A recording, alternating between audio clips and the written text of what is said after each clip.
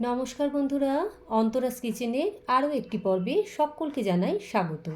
আজ দম এঁচোড়ের recipe share করছি। তো নতুন বন্ধুদের স্বাগত জানিয়ে আর পুরনো বন্ধুদের পাশে থাকবার জন্য ধন্যবাদ জানিয়ে শুরু করছি আমার আজকের রেসিপি। প্রথমে কেটে রাখা এঁচোড়ের টুকরোগুলো নুন হলুদ জলে প্রেশার কুকারের মধ্যে একটা হুইসেল দিয়ে সেদ্ধ করে নিয়েছি। এবার একটা মশলার পেস্ট রেডি করে নেব। কাজু বাদাম, আদা আর কাঁচা লঙ্কার একটা স্মুথ পেস্ট তৈরি করে নিচ্ছি। এঁচোড়টা প্রেশার কুকার থেকে বের করে ভালো করে ঠান্ডা হয়ে গেলে এবার আমি ওর মধ্যে দিয়ে দিচ্ছি আগে থেকে যে মশলার পেস্টটা তৈরি করলাম। সাথে দিচ্ছি হাফ চামচ হলুদ গুঁড়ো, হাফ চামচ কাশ্মীরি লাল লঙ্কার গুঁড়ো, হাফ চামচ জিরের গুঁড়ো, পরিমাণ মতো নুন আর চিনি আর সামান্য জল দিয়ে এঁচোড়টাকে বেশ ভালো করে মাখিয়ে মিনিট 15-20 মতন রেখে দেব। যে সকল বন্ধুরা আমার চ্যানেলটা সাবস্ক্রাইব করেছেন তাদের অসংখ্য ধন্যবাদ, আর নতুন বন্ধুদের কাছে রইল আমার চ্যানেলটা সাবস্ক্রাইব করবার অনুরোধ। এবার সর্ষের তেল আর ঘি কড়াতে গরম করে নিয়ে ফোড়নে দিয়ে দিচ্ছি আস্ত গরম মশলা, এলাচ, দারচিনি আর লবঙ্গ। ফোড়নটা দিয়ে হালকা একটু ভেজে নিচ্ছি। ফোড়ন থেকে বেশ সুন্দর গন্ধ বেরোতে শুরু করলে আমি আগে থেকে যে এঁচোড়টা মাখিয়ে রেখেছিলাম সেটা আস্তে আস্তে কড়াতে ঢেলে দিলাম।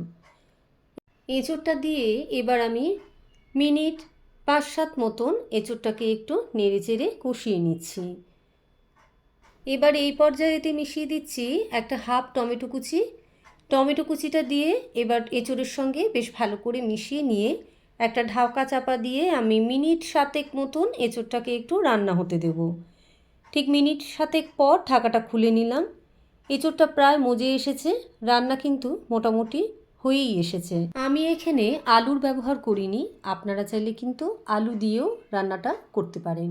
সেক্ষেত্রে আলুটাকে আগে একটু কষে নিয়ে নরম করে নিয়ে তারপরে এঁচোড়টা করতে পারেন। এবার রান্নার একদম শেষ পর্যায়ে মিশিয়ে দিচ্ছি হাফ চামচ শাহি গরম মশলার গুঁড়ো আর হাফ চামচ পরিমাণ ঘি। ঘি আর গরম মশলার গুঁড়োটা দিয়ে বেশ ভালো করে এঁচোড়ের সঙ্গে মিশিয়ে নিলেই তৈরি কিন্তু আমার এই দম এঁচোড়ের রেসিপি। রেসিপিটা কেমন লাগলো অবশ্যই কিন্তু কমেন্ট করে জানাবেন। ভাত, রুটি, লুচি, পরোটা সব কিছুর সঙ্গেই এই রেসিপিটা কিন্তু দুর্দান্ত লাগে খেতে। আমার আজকের এই রেসিপিটা যদি ভালো লেগে থাকে বন্ধুরা, তবে অবশ্যই লাইক করবেন, শেয়ার করবেন, আর আমার চ্যানেলটাকে প্লিজ সাবস্ক্রাইব করে আমার পাশে থাকবেন। পাশে থাকা বেল বাটনটা অবশ্যই করে প্রেস করে দেবেন আমার নতুন ভিডিও নোটিফিকেশনের জন্য। আজ তবে এখানেই শেষ করছি। সবাই ভালো থাকবেন, সুস্থ থাকবেন। ধন্যবাদ।